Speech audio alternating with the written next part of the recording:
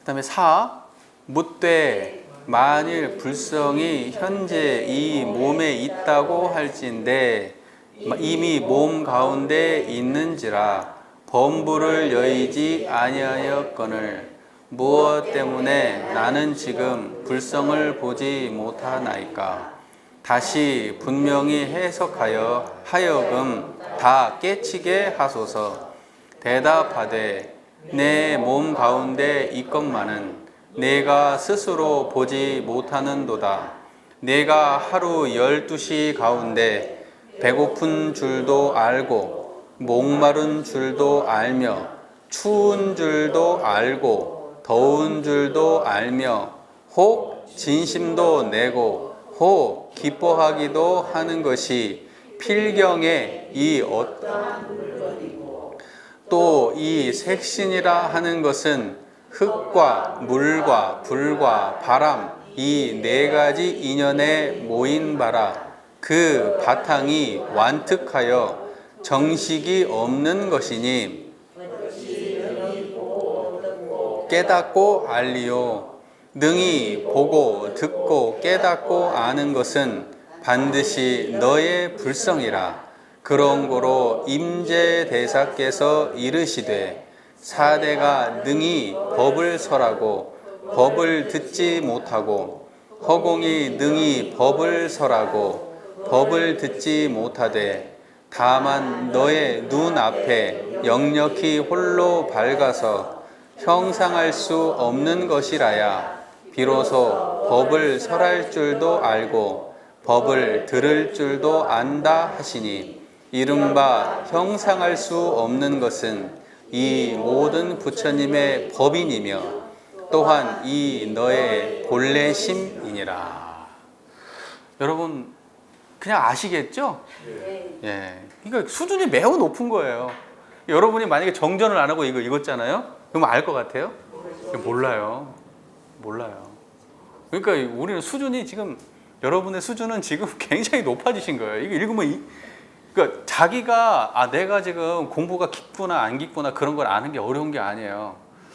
이러한 그 불경에 나온 문장들을 이렇게 애매한 문장들을 다른 사람들은 무슨 말인지 모르고 헤매일 때 나는 단박에 그게 어떤 건지 딱 아는 거예요. 그러면 그 사람이 벌써 경을 보는 안목이 높은 거예요. 그걸 경안이라고 하거든요. 경전을 보는 안목. 근데 경안은 어떻게 열리느냐? 내가 그 자리를 봐야 열려요. 경전이 가리키는 자리를 내가 알았을 때 경안이 열려요. 무슨 말인지 아시겠죠? 그냥 똑똑해가지고 그냥 한자를 많이 한다고 경안이 열렸다고 하는 게 아니에요. 그 경전이 가리키는 그 경지를 실제 체험했을 때 그때 경안이 열려요. 경전을 보는 안목이. 그래서 언어는 내가 이해를 못한다 하더라도 누군가가 언어 해석만 해주면 다 아는 거예요. 육조대사가 경안이 열렸기 때문에 육조대사 앞에서 누군가가 뭐 어려운 말 하면 무슨 말인지 모르는데 그거 한자를 보면 이거 한번 읽어봐. 이거 무슨 말인지 해석 좀 해줘 볼래요? 그럼 해석을 딱 하면 바로 알아요. 왜냐면 문자는 이 사람이 배운 바가 없어서 몰라. 그러나 경지는 알기 때문에 누가 설명만 해주면 바로 알아요. 그게 무슨 말인지. 그런 거예요. 경안이라고 하는 거는.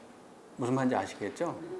자, 4. 묻되 만일 불성이 현재 이 몸에 있다고 할진데 아까 있다고 얘기를 했잖아요. 그죠? 네. 몸 중에 이 신중의 몸에 있다고 할진데 이 몸 가운데 있으면은 범부를 여의지 못했어요. 왜냐하면 내가 지금 말하고 있는 내가 범부거든? 내가 지금 범부예요. 그러면 이 범부, 나를 여의지 않고 지금 불성이 있다는 건데 지금 내 안에. 근데 뭐 때문에 나는 지금 불성을 보지 못해요? 이렇게 지금 물어본 거예요. 예. 지금 당신이 지금 우리 지금 몸 안에 그게 있다고 한다면 그러면 나는 범부고 나는 깨닫지 못한 범부고 그러면 내 안에 불성이 있다고 한다면 그러면 내 안에 있다는 걸 내가 보여야 되는데 왜 나는 안 보여요? 내 안에 있다면 내가 내 안에 있는 건 당연히 보여야지 왜 안 보여요? 이렇게 물어본 거예요. 자 보니까 다시금 분명히 해석하여 하여금 다 깨치게 하소서. 이거는 지금 누군가하고 대화하는 게 아니고 보조 스님이 그냥 자기가 묻고 자기가 쓴 거예요. 여기에 모든 대화는 상대방하고 대화를 해서 그거를 옆에서 받아 적은 게 아니고 그냥 이 책을 쓰면서 이렇게 묻고 그냥 대답하고 왜냐하면 이해를 돕기 위해서 이 문답으로 이 경전이 그런 식으로 많이 돼 있잖아요. 문답 형식으로 만든 거예요. 네 몸 가운데 있건만은 네가 스스로 보지 못한다. 자, 이때 가운데라는 거는 심장이 있다는 거예요? 위장이 있다는 거예요? 콩팥 쪽이 있다는 거예요? 그런 말 아니라는 거예요. 그런 말이 아니에요. 네가 하루 12시 가운데 배고픈 줄도 알고, 그죠? 자, 그러면 생각해 봅시다. 배고픈 줄 아는 자리하고, 목마른 줄 아는 자리하고, 추운 줄 아는 자리하고, 더운 줄 아는 자리하고, 진심도 내고 혹 기뻐하기도 하는 것이, 이것이 다른 자리예요? 이 아는 게 같은 하나예요? 아니면 전부 다 달라요? 같은 하나야. 같은 하나란 말이에요. 이게 불성이라는 거예요. 이게 네가 하는 모든 행위가, 하루를 지내면서 했던 모든 행위가 다 이 모든 걸 아는 그 마음이, 그게 불성이야. 그게 다른 게 아니고. 그리고 여기는 이제 어떠한 물건인고 라고 할 때 그 물건은 이 마음하고 같은 마음이지 다른 물건이 아니에요. 자, 또 이 색신이라 하는 것은 흙과 물과 불과 바람이 사대라고 하죠. 지수화풍 사대. 이 네 가지 인연이 모인 바라 그 바탕이 완특하여. 완특하다는 거는 완고하다 할 때 완자거든요. 그러니까 완특하다는 건 뭐냐면 뭔가 굳어가지고 뭔가 변화가 없고 하여튼 뭔가 이렇게 그런 상태를 말하는 거예요. 그러니까 사대라고 하는 거는 뭔가 딱딱하고 변화가 없고 이렇게 살아있는 게 아니란 뜻이에요. 그게 완특하다고 설명을 한 거예요. 완특하여 정식이 없다. 이 말은 뭐 마음이 없다는 거예요. 그 아는 마음이 없다는 거예요. 감정도 없고 생각도 없고 판단도 없고 아무것도 없다는 거예요. 이 4대 육신은. 그 정식이 없는 것이 어찌 능히 보고 듣고 깨닫고 아냐. 육신이 보고 듣고 깨닫게 아는 게 아니야. 이 몸뚱아리라고 하는 거는 이거는 아는 마음, 아는 게 아니야. 이거는 완고하는 거야. 딱딱한 거고. 이거는 어떤 작용이 있는 게 아니야. 몸뚱아리는, 4대 육신은. 너는 지금 네가 육군을 가지고 눈이 본다고 생각하지, 귀가 듣는다고 생각하지, 코가 냄새 맡는다고 생각하지. 아니라고. 그 모든 작용은 다 하나가 하는 거야. 불성이 하는 거야. 네가 불성이 있기 때문에 보는 거고, 불성이 있기 때문에 듣는 거야. 불성이 있기 때문에 말하는 거고. 그러지 몸이 있어서 그런 게 아니야 라고 말하는 거야. 4대는 그런 거 없어. 그냥 딱딱한 껍데기에 불과한 거야. 자, 능히 보고 듣고 깨닫고 하여 아는 것은 반드시 너의 불성이라. 그런 거로 임재대사께서 이르시되, 4대가 능히 법을 설하고. 임재대사 유명한 사람이거든요. 네, 임재. 그치, 우리 지금 조계종, 대한민국 불교 조계종 임재종이라고 하는 거예요. 근데 임재어록 제가 해서 올려놨어요. 영상에. 시간 나면 보시라고. 홍보, 깨알 홍보하면서. 시간 나면 보시라고. 4대가 능히 법을 설하고 법을 듣지 못하고. 그죠? 4대라고 하는 건 4대 육신 이렇게 해야 돼. 그러니까 육신 앞에 꼭 4대 육신이란 말을 꼭 써요. 불교에서는 4대 육신, 4대 육신, 4대 육신. 그러니까 그렇게 4대 육신이란 말 쓰는 이유는 그 육신이라고 하는 것이 실제가 아니다. 걔가 작용을 하는 게 아니다. 육신은 껍데기에 불과한 거지 본질이 아니다라는 의미를 자꾸 얘기하려고 4대 육신, 4대 육신 이렇게 쓰거든요. 자, 그래서 4대가 능히 법을 설하고 법을 듣지 못하고, 호공이 능히 법을 설하고 법을 듣지 못하되, 다만 너의 눈앞에 역력히 홀로 밝아서 형상할 수 없는 것이라야 비로소 법을 설할 줄도 하고 법을 들을 줄도 안다 하시니. 이렇게 됐어요. 자, 여러분 보세요. 이게 이제 마지막, 이게 이제 이것이 결론적으로 하고 싶은 말이에요. 그러니까 뭐냐면요, 우리가 몸뚱아리가 있어서 무언가를 아는 게 아니야. 무엇 때문에 이거를 우리가 이 4대 육신을 가진 우리가 무엇 때문에 이런 보고 듣고 생각하고 이 모든 것을 알 수 있냐면, 눈앞에 역력히 홀로 밝아서 형상할 수 없는 것. 눈앞에, 이걸 목전소식이라 그래. 불가에서 목전소식. 그러니까 이 눈앞이라고 말했는데 이게 눈앞에 뭐가 있다는 게 아니에요. 눈앞이라고 하는 거는 지금 보면은 우리가 생각할 때 눈의 앞쪽을 생각하잖아요. 그게 아니고 눈의 앞쪽이라고요. 무슨 말인지 아시죠? 그러니까 뭐냐면 보기 이전 자리를 목전소식이라고 하는 거예요. 목전. 예, 목전이라고 전. 목이 전. 예, 예, 뭔 말인지 아시겠죠? 예, 목전 소식인데 목전 소식이 아니고 목전 소식이라고요. 예, 그러니까 우리가 어떻게 이해를 해야 되냐면 이런 거예요. 보기 이전 소식, 듣기 이전 소식, 말하기 이전 소식, 이걸 목전 소식이라고 하는 거예요. 뭔 말인지 이해가 되시죠? 그러니까 이걸 다 포함해가지고 그 모든 것들의 이전 소식을 목전이라고 얘기하는 거예요, 그냥. 예, 예, 그러니까 본래 자리를 목전이에요. 근데 그건 어떻게 생긴 거예요? 역력히 홀로 밝아. 홀로 밝아? 형상할 수 없어. 그죠? 이건 형상할 수가 없잖아요. 무게도 없고 형상도 없고 모양도 없고 냄새도 없고 맛도 없고 그러니까 형상할 수 없어. 요것을 말하고 싶으면 그것이 형상할 수 없는 것이라야 비로소 법도 설하고 법도 들을 줄 아는 거예요. 그러니까 이 자리를 모르면 목전 소식을 모르면 모든 것의 이전 소식인 이 자리를 모르면 한 물건의 경지를 모르면 법을 들을 줄도 알고 법을 설할 줄도 몰라. 그러니까 뭐냐면 보이는 것이 전부 다 이것 때문에 보이는 거예요. 듣는 것이 이것 때문에 듣는 거고 요거를 우주만유의 본원이라고 하는 거예요. 우주만유의 본원. 그러니까 사람들이 우주만유의 본원 그러니까 우주만유마다 본원이 있다고 자꾸 이야기를 하니까 내가 환장하겠는 거지. 그게 아니라니까요. 우주만유는 이 지금 말할 수도 없고 형상할 수도 없는 목전의 소식 이것이 있어야 우주만유가 있는 거라고요. 그게. 그러니 우주만유의 본원은 이 자리라는 거예요. 여러분 우주만유는 육군이에요. 육군 빼고 어떻게 우주만유가 있어요? 여러분이 우주만유가 있다고 하는 거는 육군이 있기 때문에 우주만유가 있는 거예요. 보이는 거는 눈이 있기 때문에 보이는 눈이 있기 때문에 보이는 게 있는 거고 들리는 게 귀가 있으니까 들리는 게 있는 거고 몸뚱아리 있으니까 느끼는 게 있는 거고 그죠? 그 다음에 생각이 있으니까 뭔가 상상이 있는 거고 마음이 있으니까 감정도 있는 거잖아요. 그런 모든 게 있잖아요. 그러니까 그 우리의 안이 비설 신의 하잖아요. 의라고 하는 거는 우리의 전 오식의 합체를 의라고 해요.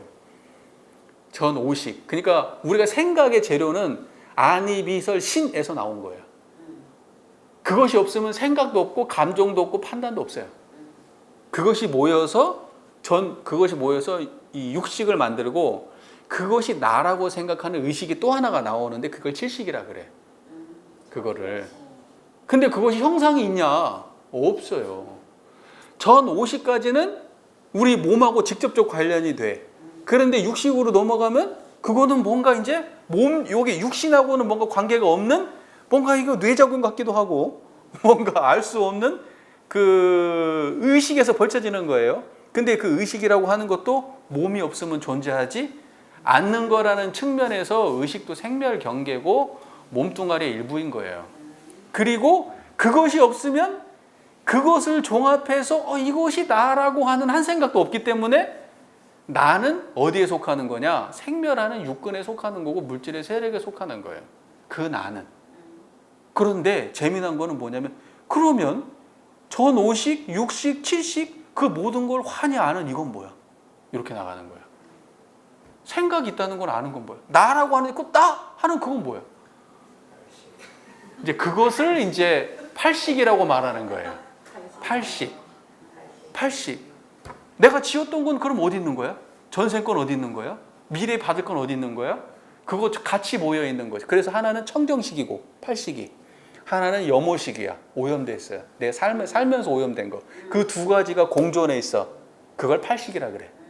근데 이제 어떤 사람들은 이 중에서 청정식만 하나 똑 떼가지고 요것을 갖다가 또 하나 구식을 만드는 사람도 있어요. 쓸데없는 짓이고.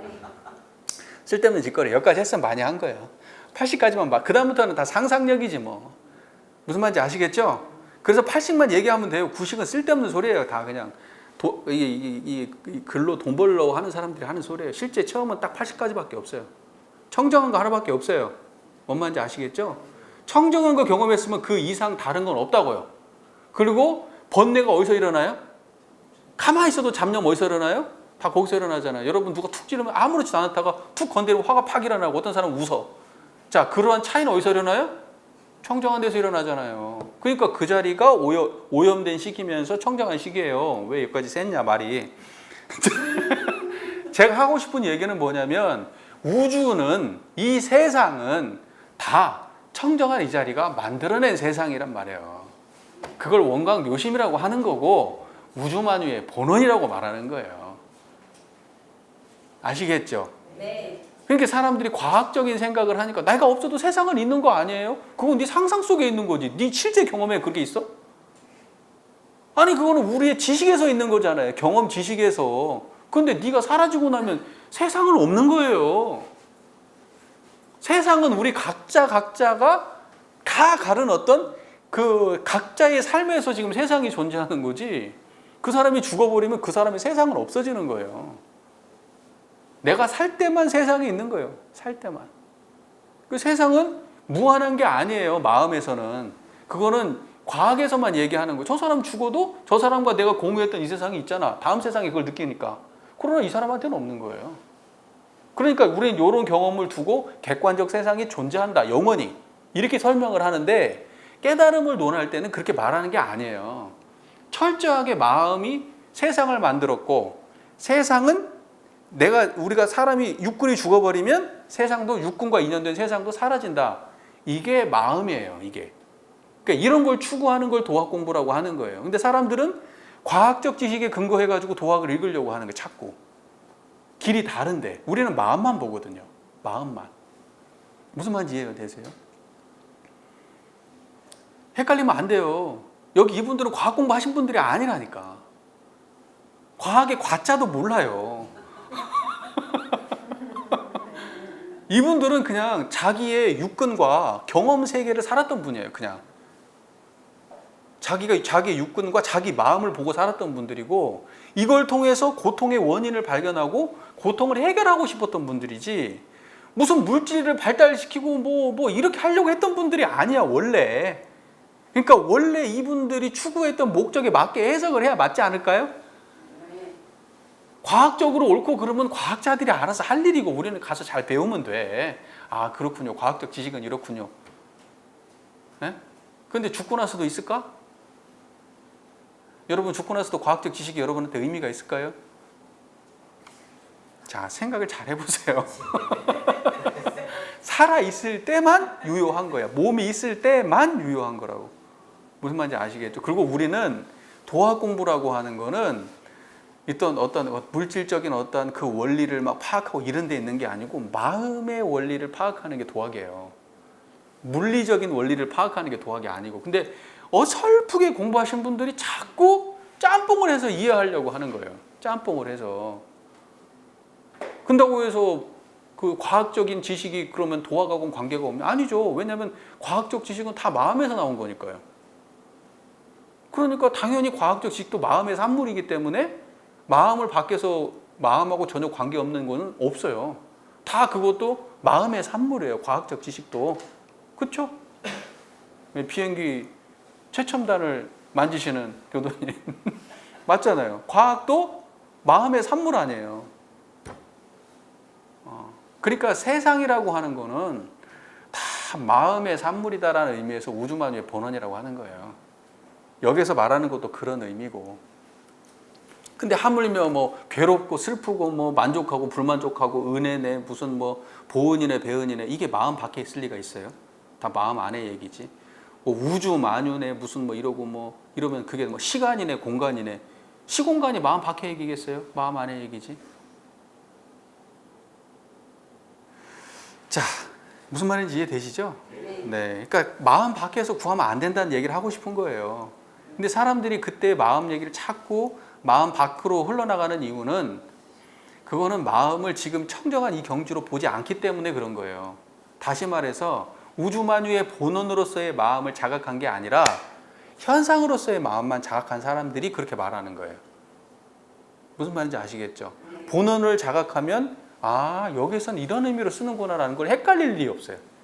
근데 계속해서 그런 과학적인 어떤 상식이나 이런 데 비춰가지고 도학을 해석하려고 하니까 문제가 되고 그렇게밖에 안 되는 이유는 내가 지금 실제적으로 마음에 대해서 잘 정확하게 모르기 때문에 그런 일이 발생하는 거예요. 자, 그래서 이른바 형상할 수 없는 것은, 형상할 수 없는 건 지금 이거 말하는 거예요. 이거는 이 모든 부처님의 법인이며 또한 이 너의 본래심이니라. 부처님의 법인, 재불재성의 시민, 그거 부처님의 법인이에요. 그리고 너의 본래심이라, 이거는 일체중생의 본성, 이런 말이에요. 그러니까 이게 다 같은 말이죠. 모든 부처님의 깨달으신 그 마음이나 일체중생이 깨닫지, 일체중생이 그 갖가지 그 자기 업장에 빠져갖고 살아가는 깨닫지 못한 일체중생의 본래 마음도 다 이거다라는 거예요. 그러니까 중생한테 바로 말하는 거예요. 너 지금 보고 듣고 바라고 생각하고 하는 거 있잖아. 그거 불성이야. 근데 중생하고 부처는 뭐가 다르냐? 아, 부처님은 그 불성을 체득해서 생멸심을 쥐락펴락하고 사는 거고, 중생은 그 마음을 쓰고 살면서 쓰는지도 모르고 그냥 사는 거고, 끌려다니면서 사는 거고. 그러니까 어디에 의지하고 사느냐, 거기에 다른 거예요. 부처님한테 100% 의지하고 살면 부처가 되는 거고, 불성에 100% 의지하면 부처가 되는 거고, 생멸심에 의지하고 살면은 두 개 다가 이미 있는데, 그러니까 유상과 무상이 다 있는데, 유상과 무상이 다 있는데 무상만 바라보고 무상에만 의지하고 살면 중생이 되는 거고, 유상을 갖다가 확실하게 체득해가지고 무상의 경지를 부려쓰고 살면 부처가 되는 거고, 딱 그 차이만 있는 거예요. 깔끔해요. 그러니까 우리가 일상을 살아갈 때 다만 청정한 마음을 여의지 않고 모든 번뇌망상을 대할 줄 알면은 부처에 가까운 거예요. 부처에 가까운 거예요.